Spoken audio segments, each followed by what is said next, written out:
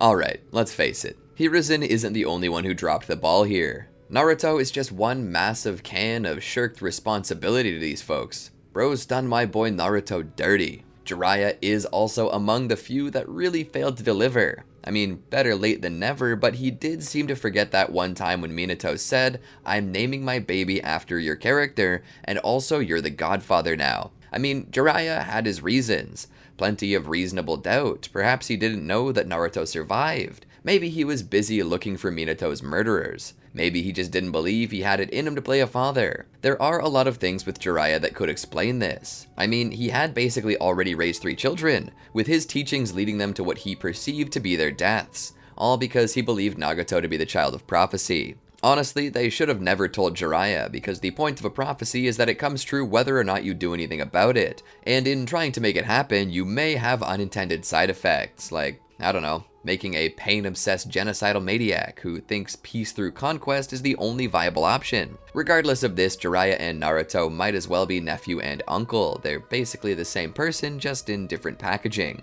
Yes, Naruto requires some responsibility to raise, but in the end, Naruto turned out about the same as he would have if Jiraiya had raised him. And if he had, things might have been a little different though. Perhaps for the better. So for now, we'll peek in on a world where Naruto was raised by Jiraiya.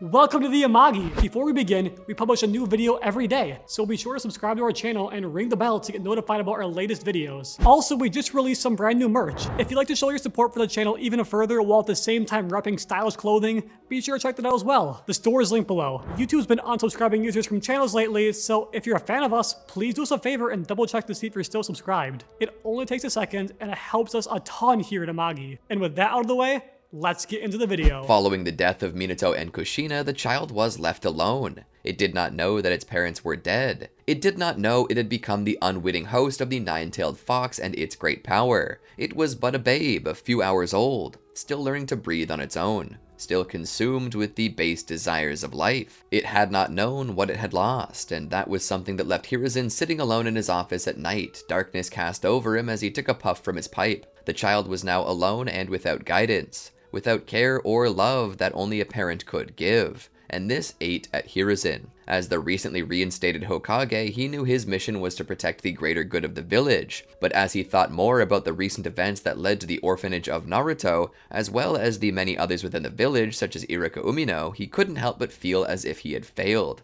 How could Hiruzen protect a village if he could not protect a single child? Hiruzen began to consider his options. Naruto was a gift. Not just because he was born, but because his body was a living sacrifice for the Nine-Tails. Something to control that power, contain it, harness it. It would be a waste to just let that fade away. Minato sacrificed his life so that the tailed beast could remain in the village, not because it was some venerated deity, but because it was a weapon. A weapon of mass destruction whose deterrent power had maintained the balance of peace that so many had sacrificed to protect. Naruto, Kushina, and Minato had sacrificed their chances at a normal life, at a family, to maintain world peace. For Hiruzen not to maximize the effects of their gifts and merely let Naruto slide would be a spit in the face to everything Minato and Kushina had fought for.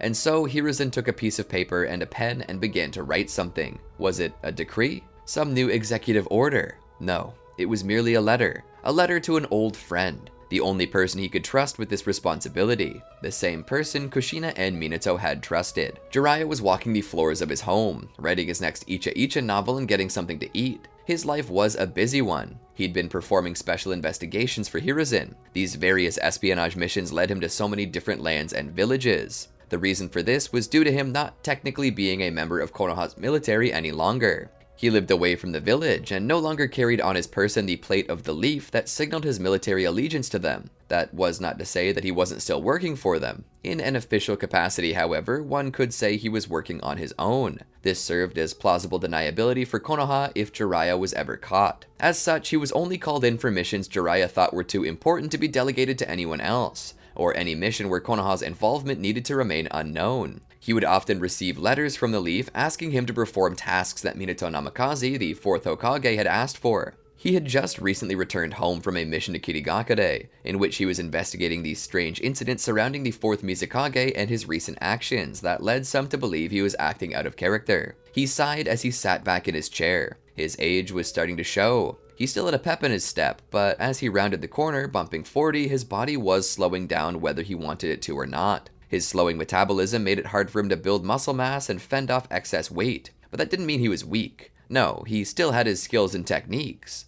And his drive as a man who desired the things a man did ensured that he still had plenty of fire in his belly. But times were coming where he wanted or needed to sleep more than in his younger years, and as he had just got home, his writer's block he felt was a symptom of exhaustion. And so, despite the sun still shining brilliantly in the sky, he decided to pack it in and hit the hay, even if only for an hour or two. He hoped that this would get him back in working order. As he drifted off, though, he was awakened by the sound of a knock at the door. Growling at whoever might have shown up in the one moment he needed quiet, he got up to go see. Opening the door, he asked the obvious question, "What do you want?" There was nobody there to talk to. He was confused. Considering it a ding-dong ditch, he snarled and prepared to go back to bed. That was until he noticed something laying on the ground. He picked it up. It was a letter from Hiruzen, but oddly, it had the Hokage's stamp on it. He ripped the letter open and began to examine the contents. Inside was a single piece of paper that began to explain the recent events within the leaf, as well as the deaths of the Namikaze family save their infant son, born hours earlier.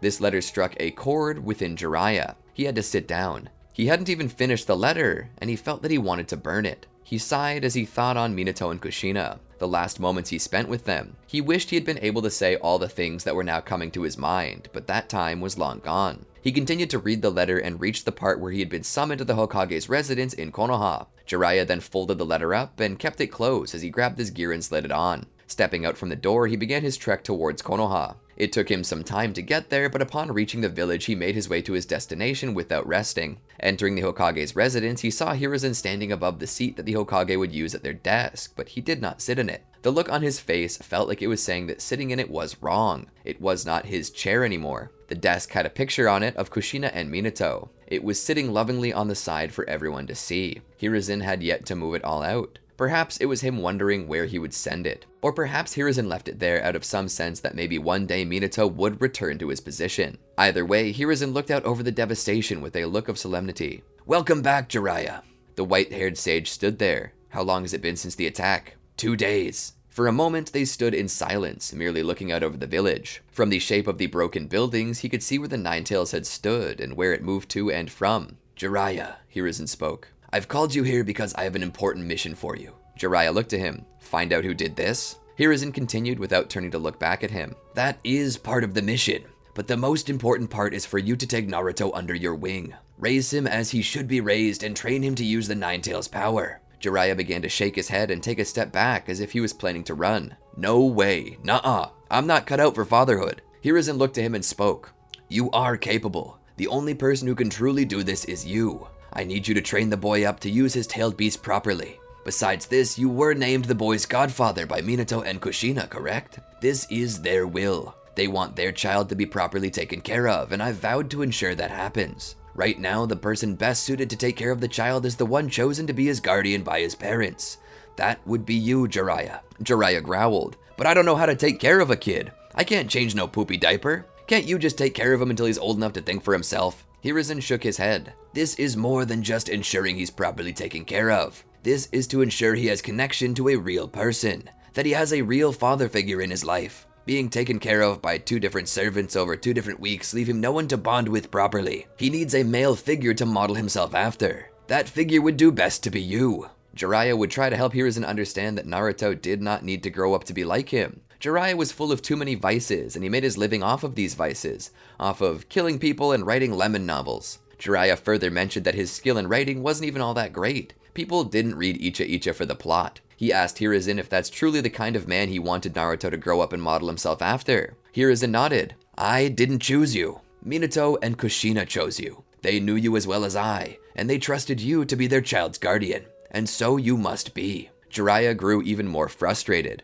"I don't even know how to take care of a baby." Hiruzen would laugh slowly. "Let me give you a word of advice. Nobody knows how to take care of a baby. We still do it though, because at the base level of instinct, parenting is something all people are capable of. You'll figure it out. And if you can't, I'll send you a book on it." Jiraiya would go to the hospital and visit the child. It was sleeping, and so it didn't seem like that big of a responsibility, but then again, Jiraiya didn't know. He knew nothing of the infant's personality to actually decide whether it would be a handful or not. Hiruzen would urge him to go and meet it firsthand, and so Jiraiya stepped into the room with the child, walking over to the child and looking down at it from high above its bedside. Hiruzen would nod to him, telling him it was okay to interact. Jiraiya would lift the child up. This caused Naruto's large blue eyes to open. For a moment, they just looked at each other in awe, not speaking, not moving, just staring. Hiruzen began to feel it. They're already bonding. This is going to work out beautifully. Suddenly, Naruto began to wail, the face of Jiraiya not quite being to his liking.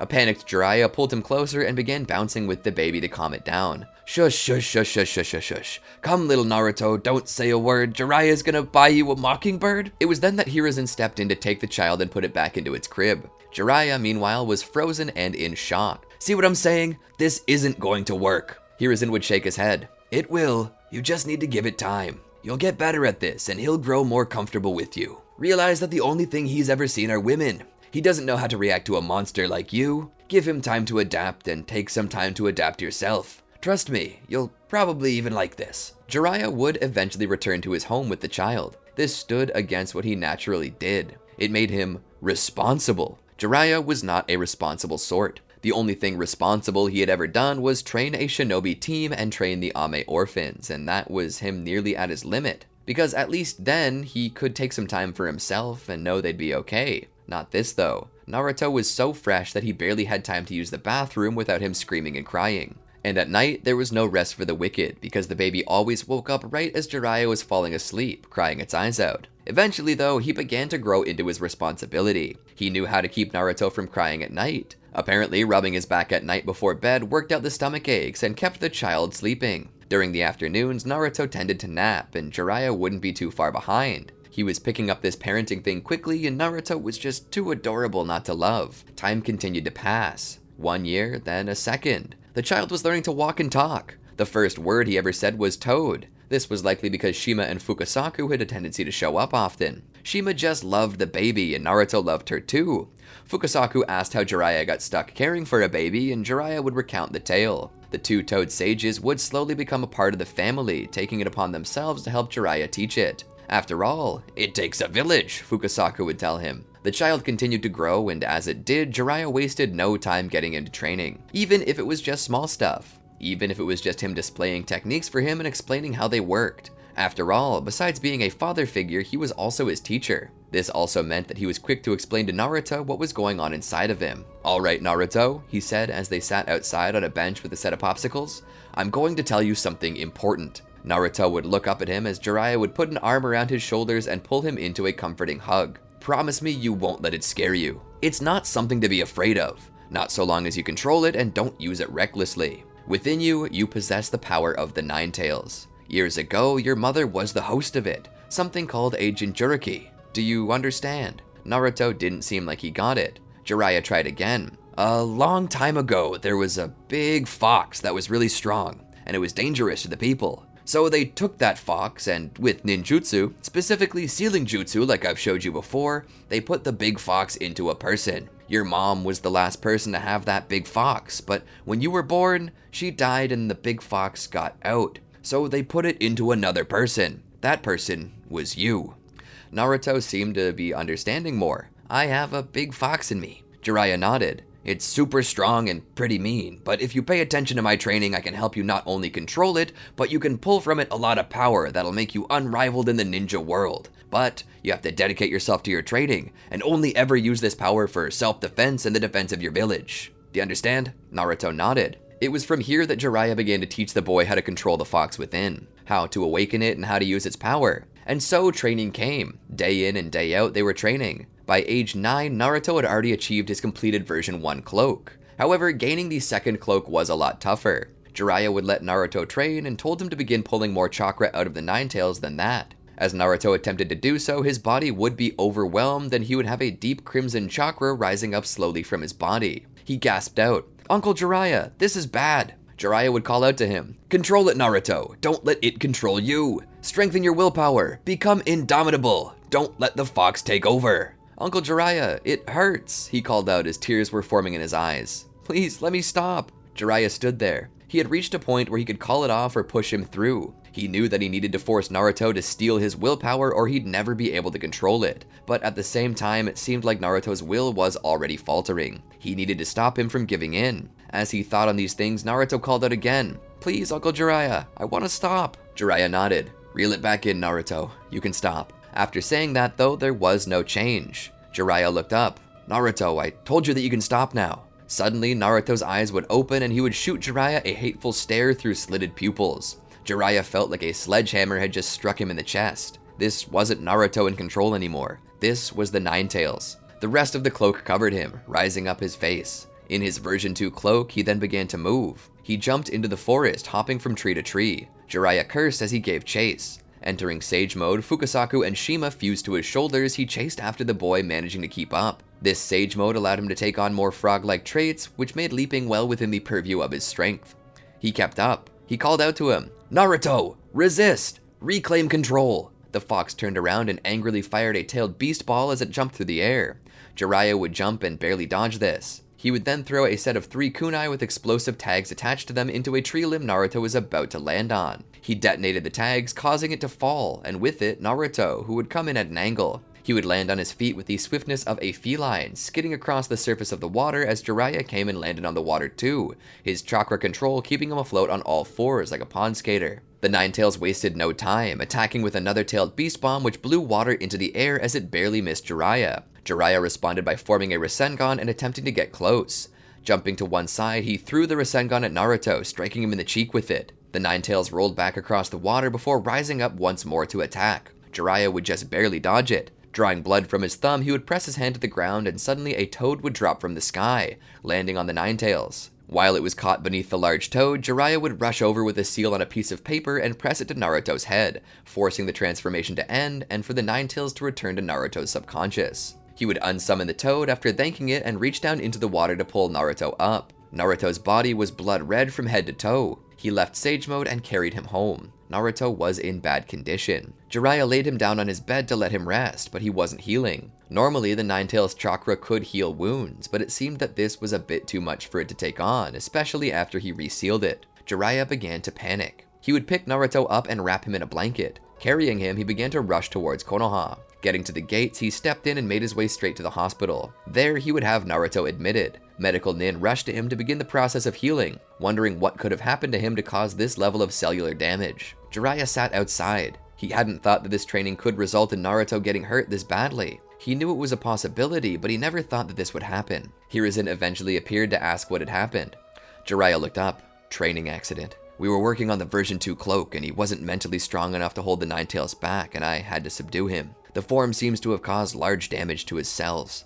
Hiruzen looked in as they worked on him. Naruto was still unconscious. In fact, he hadn't awakened since the moment it happened, nor was he showing signs of waking up. Jiraiya thought that he had succumbed to his injuries, but his shallow breathing offered a form of a sign that he was still grasping for life, still holding on. Hiruzen could only watch. Version 2. Do you think he'll ever be ready for it? Jiraiya thought about it. It's really up to him. Naruto possesses guts, but he's emotionally vulnerable. He lets things get to him. He hasn't really had to deal with hard times since he's been with me. Nothing more than physical training. Because he doesn't have that emotional hurdle to jump, he's not really capable of dealing with emotional issues. Hiruzen nodded. Perhaps it's too much to ask of him. He's still so young.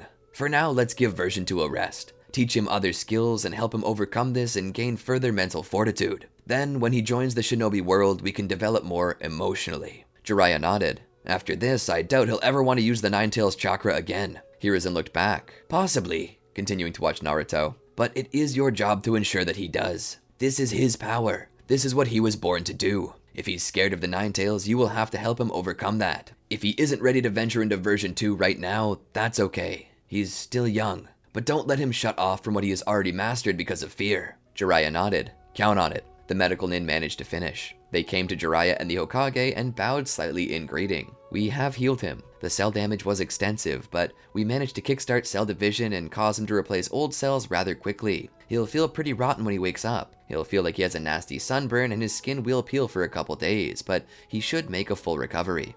After being acknowledged, the medical nin walked on. Hiruzen turned to leave. I have other matters to attend to. I'll see you again. Jiraiya stood from his chair and made his way into Naruto's room. There he found a seat and sat down beside the boy's bed. He looked at Naruto, wrapped up like a mummy and seemingly sleeping. He looked down and felt a twinge of guilt from having forced him into a position with which he was not ready. He wanted to put a hand on Naruto's shoulder, to help tell his unconscious charge that it was okay, that he was there for him. However, he didn't, knowing that this could cause pain. Instead, he merely laid his hand near Naruto's and allowed his fingers to touch Naruto's gently and lightly. Jiraiya waited by Naruto's side until he seemed to stir. He opened his eyes slowly and weakly. His head went to turn to look at Jiraiya, but even that much movement would cause him utter agony, so he stayed still, only looking at him with his eyes. "Uncle," he said, trying not to talk too much and disturb his painful body. Jiraiya came to an angle that made him easier to see. "I'm here, Naruto." Naruto looked around. "What happened?" Jiraiya began to recount what had happened. "I told you that you may stop, but you couldn't shut it down by that point and the Nine Tails took over." Naruto's eyes widened a little bit. "Did I hurt anyone?" Jiraiya shook his head. "Nobody but yourself. You're in the hospital now. The form caused extensive cellular damage to your skin. However, you've been treated and you'll make a full recovery. You just need some time to heal." Naruto took a deep breath and slowly released it. "I'm sorry." Jiraiya shook his head. "No, I'm sorry, Naruto. I shouldn't have pushed you. You clearly were not ready for the mental toll that version 2 exudes. While this is something we'll work on moving forward, we're going to focus on other things, such as mastery of version 1, as well as a few moves that I taught your father, and possibly one that he taught me." Naruto's eyes seemed to sparkle a little. "Can you tell me more about my father?" Jiraiya smirked a little. "Your father was actually the 4th Hokage." Jiraiya opened the blinds and showed him. "See that man?" he asked, pointing towards a statue on the stone cliff overlooking the village. Naruto, despite the pain, turned his head to look. Jiraiya pointed it out and then looked back. "That man was your father. His name was Minato Namikaze. Your clan name is actually Namikaze, but I changed it to Uzumaki after your mother as per Hiruzen's request. He didn't want to attract any of Minato's enemies to you." Naruto's eyes stared at the stone face standing sentinel over the village. "Tell me more about him." Jiraiya would sit back down. "Your father was originally my pupil. He was a gifted boy who had determination, skill, and wisdom beyond his years. There were times when I believed that he was teaching me instead of the other way around. Honestly, I see a lot of him in you." Naruto seemed a little saddened. "I'm nothing like that. I can't do much, I just get hurt. I bet my dad could easily control the Nine Tails. I bet he would master it as soon as he got to use it." Jiraiya thought about it. "Honestly, he probably could. Minato was a prodigy." Looking over at Naruto, who seemed like his confidence was hurt, belief in himself slowly shattering when compared to his father. Jiraiya sat forward. "Minato was a prodigy, Naruto. He was gifted, but there's more to being a great shinobi than mere power and strength. There's heart. You have to have something within you that the enemy can't break. There will always be someone stronger than you. That's why what makes a true shinobi strong is their heart. If you believe in yourself, then you'll always be able to beat the enemy. Work hard, stand tall, and do your best until you fall. That was how your father lived, and it made him a legend. I know that with enough hard work, you can not only match, but even surpass him. So get back up on that horse. Show the world that Naruto Namikaze will never let something as trivial as the Nine Tails keep him down." Naruto smiled. "I will. Believe it." Jiraiya chuckled and sat back. Believe it. Naruto's smile was present for the rest of his time in the hospital. Eventually they would release him and he was allowed to return home. Just as they said, he had the after effects of itching and peeling. Jiraiya planned to give him some time to rest, but Naruto was determined to continue his training and become a shinobi as powerful as his father. From that day forward, he referred to himself with both of his surnames hyphenated, a way to honor both parents he'd left behind. Possessing the grace and fire of Kushina, he called himself Naruto Uzumaki, and possessing the smile and conviction of his father, he called himself Naruto Namikaze. He insisted that Jiraiya continue teaching him. Jiraiya didn't want to push Naruto, so he gave him easy training, something you could do inside the house and away from the sun. "I'm going to teach you a technique your father created, something powerful. It was called the rasengan. It's a spiraling sphere made up of your chakra. It was originally based on a tailed beast ball, which you technically can make and have. I've witnessed it. This technique will not only bring you closer to your father, but it will also allow you to learn proper chakra control and the ability to enhance your tailed beast ball when you do learn to make it and control your beast."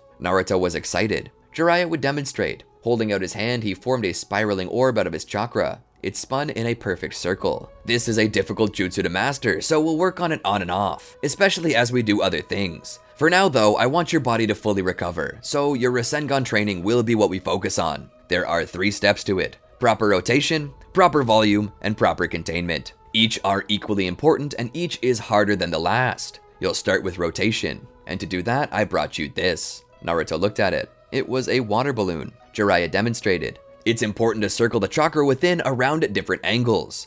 You're training to spin your chakra in all directions. When you can do this, Jiraiya demonstrated by showing the balloon explode, you'll be ready. He presented the water balloon to Naruto to let him go to town. Feel free to take breaks as needed. This is about control, not exercise. Don't hurt yourself. Jiraiya then went off to write the next installment of Icha Icha. As Naruto trained, he did so with ferocity, not stopping until he achieved his goal. Eventually, he managed to pop the balloon. He was so excited that he was jumping around. He would step in, pointing out victoriously with a grin so wide that his eyes were squeezed closed. Look, uncle, I did it. I popped the balloon. Jiraiya smiled.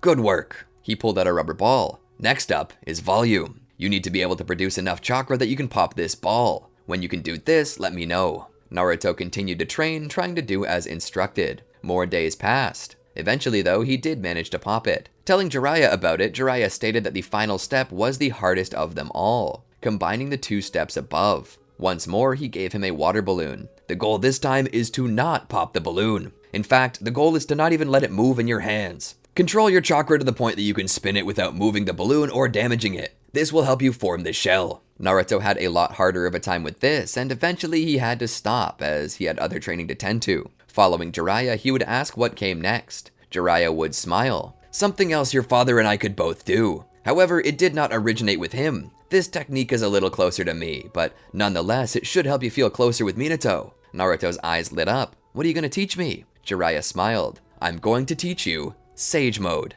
And I think I'll call it there. There's quite a number of things for us to cover, and I think it's best to fit it over a couple of videos instead of just a single one. I'll leave you something to look forward to. Anyway, I hope you enjoyed the video. If you have other ideas, make sure you pop them down in the comments. I love receiving new ideas. Did you enjoy our video?